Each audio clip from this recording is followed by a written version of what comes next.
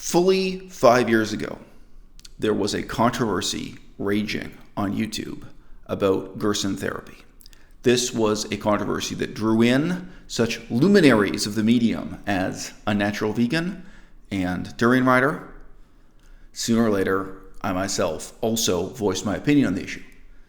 But one of the reasons why I'm making this video today is that I think a great deal of the evidence about what happened and why has now disappeared. It's become inaccessible or just impossible to find. Yes, this is in part because some people just deleted their whole channel, quit the game. It's in part because some people uploaded apology videos and then deleted the earlier videos they made on the controversy.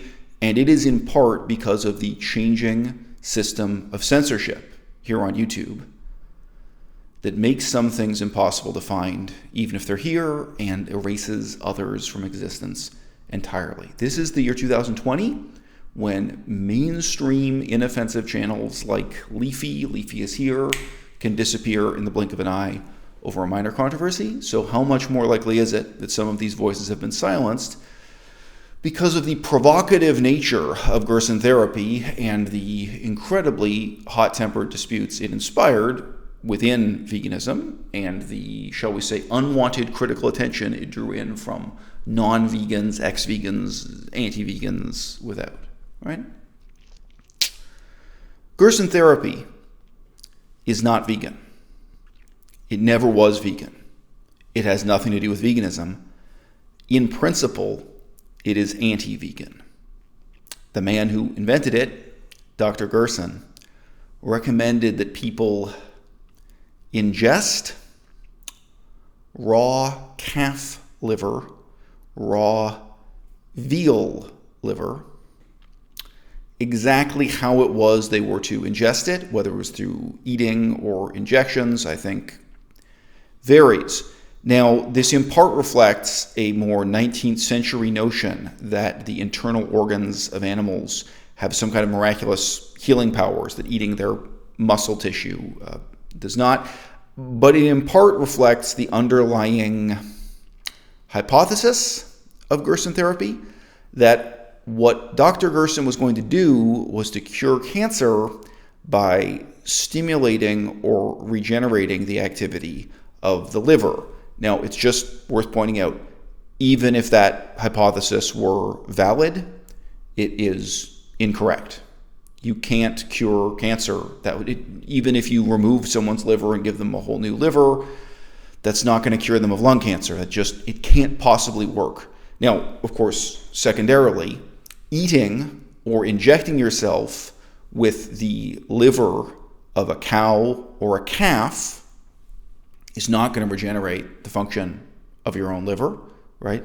This is like a little kid who's read Superman comics and really is thinking in a very mechanistic way about health. You know, how does Superman's X-ray vision work? Oh, well, you just draw a dotted line going from his eyes, and then he sees that, well, X-rays don't shoot out of your eyes, do they? It doesn't really make sense that eating a cow's liver or even injecting yourself with a cow liver paste would improve the function of your liver. In this same way, the fundamental principles of the plan of Gerson therapy has nothing to do with modern claims, 21st century claims, that veganism will reduce your chances of getting cancer or will help you cope with cancer if you've already got it. You only have a few years left to live. Those claims, however controversial they may be, have absolutely nothing to do with Gerson therapy in theory or in practice. Now, how did this become such a behemoth of a controversy that, again, if you weren't alive at that time or if you weren't on YouTube watching these YouTube videos before they were deleted in a storm of controversy at the time, you cannot imagine how intensely felt the passions were surrounding this controversy. There was a particular woman named Jen Journey who made some very emotive videos weeping into the camera, talking about how she was dying of cancer and how she was asking for donations so that she could undergo this frankly insane Gerson treatment that is illegal in most modern Western countries, and it is banned by health regulations in others. But, you know, there are some operations and some procedures where if you can't get them in the United States, you can go somewhere south of the border and it's either legal or the laws are simply not being enforced. So this was indeed a case where she wanted to leave the United States of America and seek this, quote, alternative, close quote, medical treatment elsewhere. And some of these videos were very emotive. Now, you can't look at those emotional moments captured on video in isolation. Just to understand the emotion she was pouring out on camera requires a little bit more analysis, a little bit more context, a little bit more research, a little bit more fact-checking than that. This particular woman, she had watched her mother suffer with cancer, suffer through conventional cancer therapy, cancer treatment, medical treatment in the hospital system, and she felt that this was so awful, this was so terrible to behold, and I believe eventually her mother did die of cancer or complications thereof. She took a vow. She swore that if she were ever in that situation herself, she would simply refuse all treatment and die with dignity. Depending on what country you live in, you may or may not have the legal right to do that. Okay? The right to refuse medical treatment, no matter how valid, no matter how it may save your life or improve your condition, you may or may not have the right to make that decision, no matter where you are. And the authorities may or may not be interested in enforcing the law wherever you are also. Nobody wants to force someone to undergo cancer treatment against their will. Very messy sort of situation. That is really the fundamental key to understanding the situation. This didn't have to do with veganism. It had to do with a kind of crackpot alternative medicine therapy. And to this woman's credit, she was not embracing that crackpot therapy as a miracle cure. She was embracing it as an alternative to conventional treatment that she refused to participate in. She was, if you like, wanting to embrace it as a kind of palliative care. The precise meaning of palliative care is worth emphasizing here. It was something she wanted to do to make herself feel better, to enjoy her last few months or last few years of life, however you want to put it. Now, I have no doubt that some people who subscribe to the Gerson therapy philosophy really do believe that it's a medical cure. I think a lot of people give into wishful thinking. There's a different set of ethical questions to be asked if people are choosing this not as a false cure, but as a real form of palliative care. It's like one of the comparisons I made was, what if someone told you that they wanted donations so that they could fly around the world and go and see the pyramids and the Great Wall of China before they die? They want to go to Egypt and China. It's not going to cure cancer. It's just something they want. You could call it palliative care. It's something they want to do. It's something they want to experience before they die. I do not know why anyone would want to frequently have coffee stuffed up their bum before they die. Yes, y'all, along with the other completely ersatz, non-vegan, non-scientifically valid treatments, Gerson therapy involves, yes, the almighty coffee enema. For some reason, people find it easy to talk themselves into believing this has miraculous benefits. The list of things you would do when undergoing Gerson therapy, much less appealing than going to see the pyramids in Egypt, going to visit the Great Wall of China. Nevertheless, already there's a real difference between how this story was reported and what it actually meant for this woman. Okay. Unnatural Vegan entered into the controversy.